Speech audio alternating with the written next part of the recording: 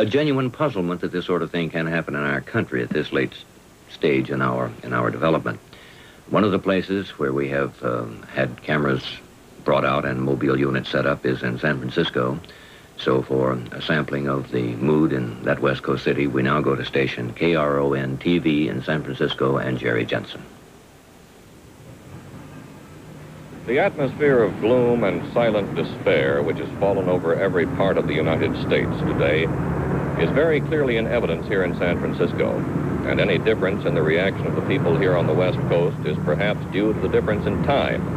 Because of the time difference, people in San Francisco learned of the tragic assassination of President Kennedy even before noon today, so that they have had one half of a whole working day to contemplate this tragedy.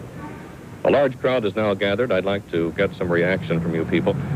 How do you feel about hearing this news? I still can't believe it. I know it happened, but I still can't believe it. Where were you when you first learned of the death?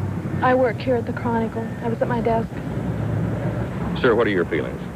I was shocked and almost beyond belief.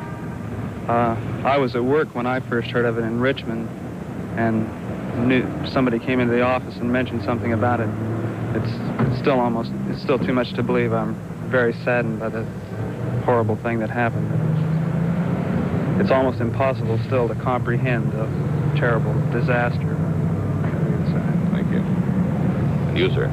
Well, I think this is something that everyone in the country shares the blame for. And I hope that everyone, especially the Southern white moderates, take every possible step they can to see that it never happens again or anything like it. I hope that the moderates, especially in the South, do everything they can to quell this type of fanaticism and stop it. This is going to destroy the South and perhaps the whole country. Sir? Well, sir, I work for the Chronicle in the printing department as a machinist, and I was very saddened and shocked. Everybody I worked with was very heartfelt and sad. Mr. Kennedy, who has helped to do so much for our country, uniting for peaceful purposes and banning the bomb and civil actions that Mr. Kennedy was always for, and I feel it's a great loss to the country. Thank you, sir. Perhaps the best reaction is best summed up. A hero is dead, and the people know it. This is Jerry Jensen reporting from San Francisco. And I believe NBC's Bill Ryan has an interesting footnote to this story. Yes, Frank, when you get a story as big as this one, the facilities of all the news gathering organizations are devoted to it, and so you get a tremendous amount of information. Among the items turned up is the fact that it was a $435.71 United States government loan that enabled Lee Harvey Oswald to come back to this country 18 months ago after he'd spent 2.5 years in the Soviet Union. This is the man who was under arrest in Dallas, Texas for the murder of a Dallas policeman today, and who may have been the man who fired the shot that took President Kennedy's life.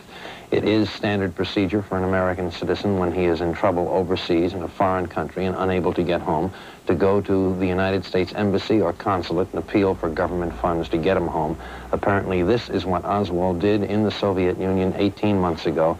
The government gave him $435.71, and that's how he came back here. Now we would like to get the late developments in Washington by returning to Washington and David Brinkley. Well, this one is not from Washington, Frank, but the Dallas police reported a moment ago that a foreign-made rifle believed to have been used in the shooting of the president had no fingerprints on it. It has been sent here to the FBI laboratory in Washington for an analysis.